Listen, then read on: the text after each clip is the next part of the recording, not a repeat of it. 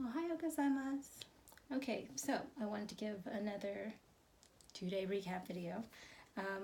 You'll see why I had to keep waiting to do the videos for various reasons. Anywho, okay, so 2 days ago, yes, I packed up, got up early, packed up everything from the spot I was staying at in Tokyo and Edogawa.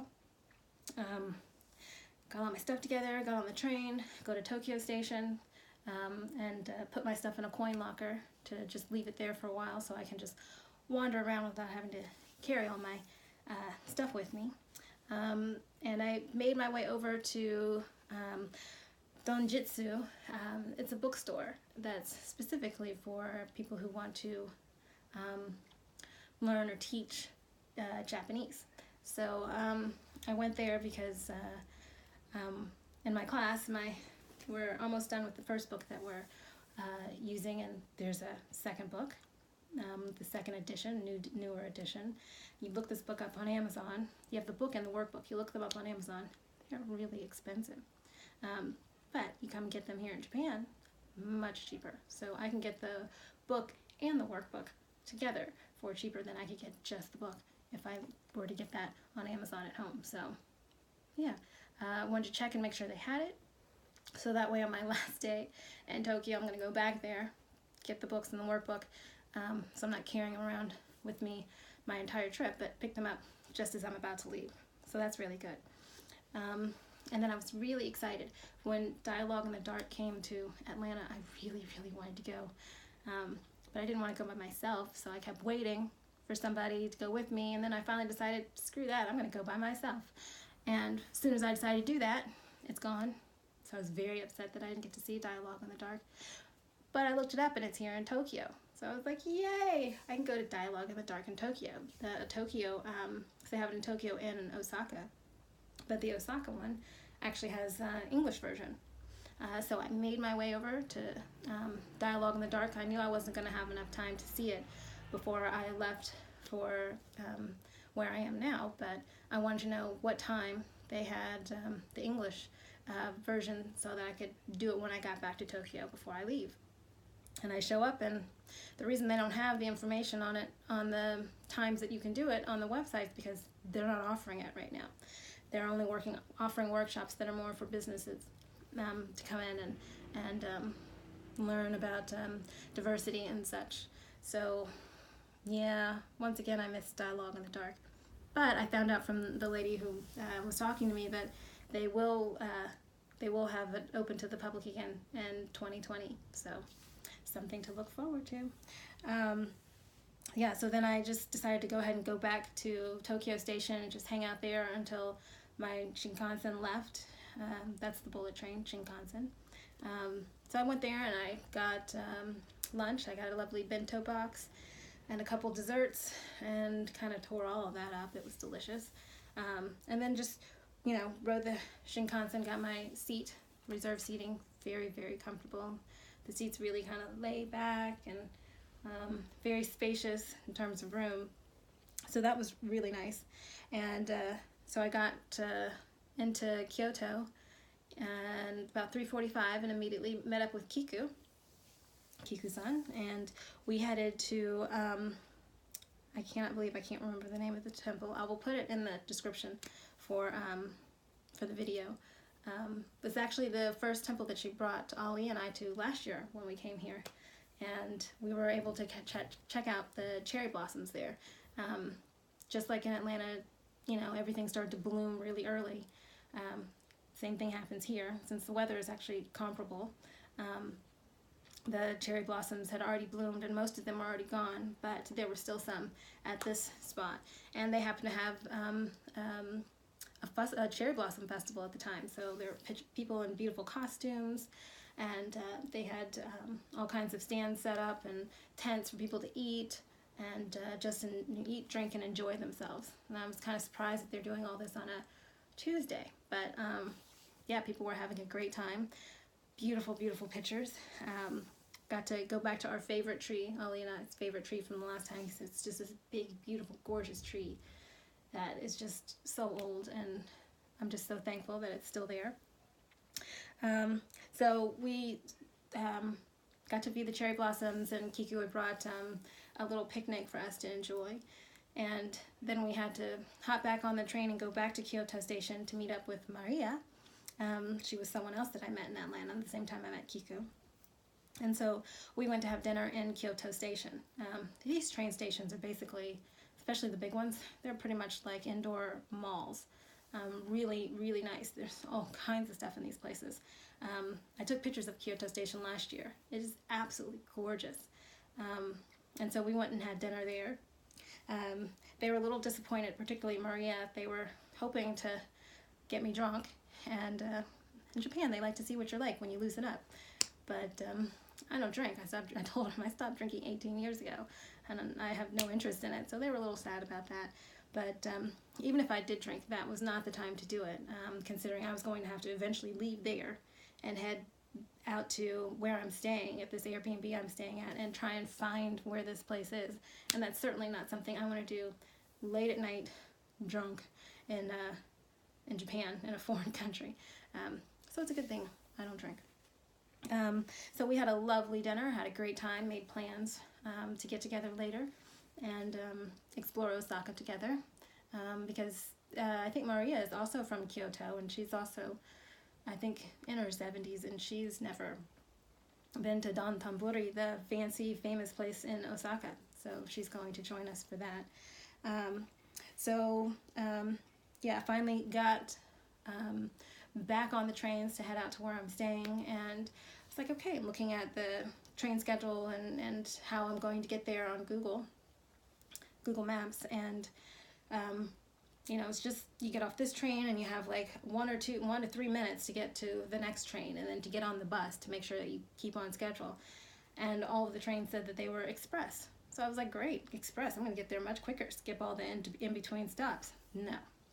I guess at this time of night, they were no longer express. So they had several more stops, which meant that I missed the connecting trains, which meant it was getting later and later.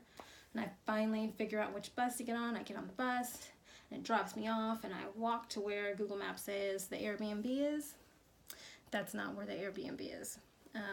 So it's 10:30, 11 o'clock at night, and I'm at a house that it says is the address, and it's not the address. I was in another situation where I walk in someone's gate, walk up to the front door, and this is one of the big, beautiful houses. It's not one of these small little spaces. The houses here are actually really large and gorgeous. I'll have to remember to take some pictures of them while I'm here. I did take a video this morning of where I'm staying. So very nice, very beautiful houses, which actually have yards and gardens. But I'm at one at night, and I'm looking at the picture of the front door. And it has a fancy, where I'm staying has a fancy, one of those automatic locks that I have to use an app on my phone to open. And I'm looking at this door, there's no such lock. So I go and I look at the address, and it's like, no, this definitely isn't the house. But then I have no idea. I don't know how to read the addresses here to know where to go. And I guess because it's late at night, and there's some stranger, some strange little black person with a shaved head that nobody knows. Everybody I kept trying to get to help me, like, hello, or like, I don't know, too nervous or something. So I'm just sitting on the ground in the dark,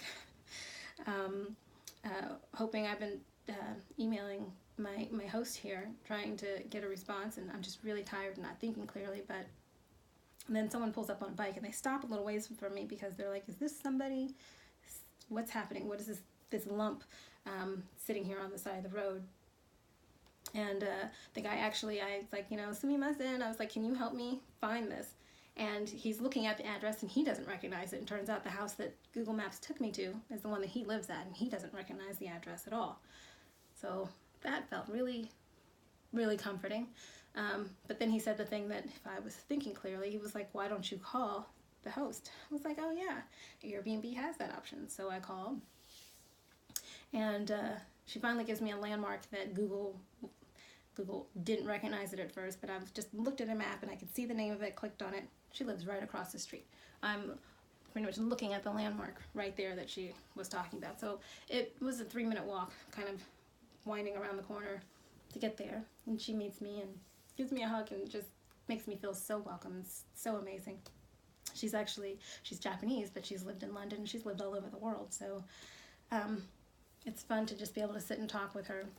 We have a lot in common. She's just fun. I really enjoy her. This is a really great place to stay. If you want to be able to enjoy Kyoto and Osaka, it's an hour away from each. So you're in just the right spot. So it was really, really great to come here. But, you know, we stayed up and talked for a while, and then I was just exhausted. I took a shower. I almost fell asleep in the shower. I was so tired. So then I just came up and I went to sleep. So yeah, I planned to do a recap video that night, but was exhausted and didn't happen. And then yesterday morning, I had to do a couple of calls with clients, so I got up super early for those, and took care of some work, and then was still really tired, so I went back to sleep for a little while. And I woke up and I did some reading, and I was just kind of relaxing here. But it was supposed to rain eventually, so it's like, let's get a move on. What are we going to do? I decided to walk to the Supa, the big supermarket that's not far from here. It's a little 10-minute walk, if that. And this place was huge. So I mean, I see the building. I took a picture of the building so you can see it, but the outside looks huge, and then you step inside on the first floor, and it was like, wow, it's just the one floor was massive and had all kinds of things in it, and then to look and realize there's an escalator to go to 2 more floors up, and there's a floor down.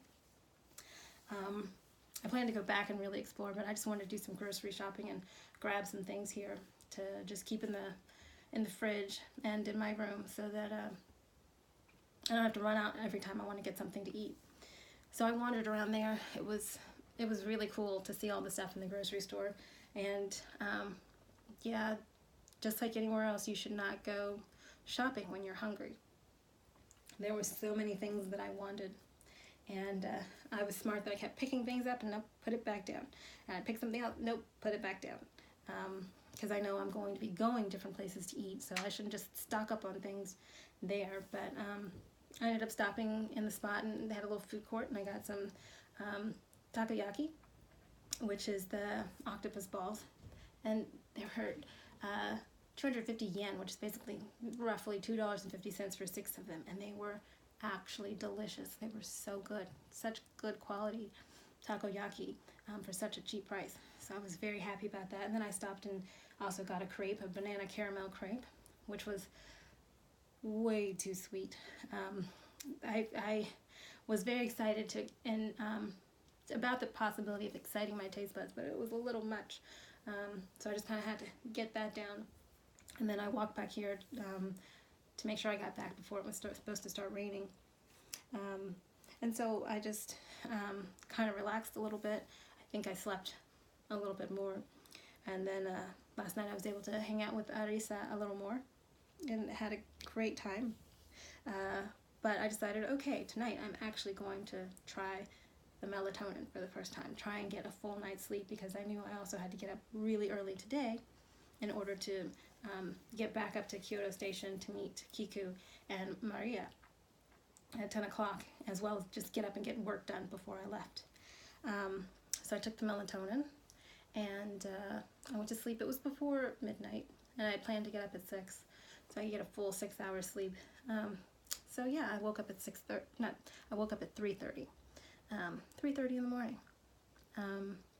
So the melatonin at that point, I guess, hadn't helped. Because that's what's been happening pretty much every night I've been here. It's waking up around 3:30.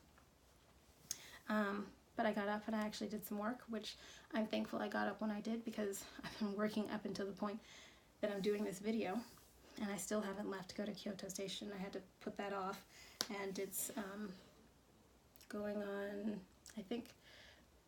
10 o'clock now, so the time that I should have been arriving. So I guess it's kind of good I got up at 3:30 and just started getting things done. But if what I read online was correct, then maybe the way my body has been working, I need to take melatonin in the morning so that my body is ready when I actually do want to fall asleep. So I guess I might try it again. I'll try it again tonight, just a little earlier in the evening, see if it really helps me sleep through, and if not, then I'll try it the next time in the morning. But that's been the last 2 days of what I've been doing. And I wanted to finish this up and get it uploaded, or at least record it, and I can upload it while I'm on the train. And go ahead and head out. And I've got to go to the post office and pick up, actually no, I'm not going to tell you what I'm about to do. That's going to be tomorrow's video. I think I will get back in time to do a recap of the day, but if not, I'll do it in the morning, since I don't have anything set and planned for tomorrow, at least not time-wise. So that's been my last 2 days. I hope you can hear me. I'm finally somewhere I can just talk and not worry about disturbing everybody. I'm really enjoying the space and the setup. It's like I keep looking around like, if I live here, where would I put this and where would I put that, and just trying to figure it out, because this is a really great spot. I definitely would recommend it on Airbnb, especially since it's $18 a night. Can you believe that? That's incredible. Okay, so I'm about to head out for the day. Have a good time, and I'll catch up with you guys tomorrow. Okay, bye. Oops.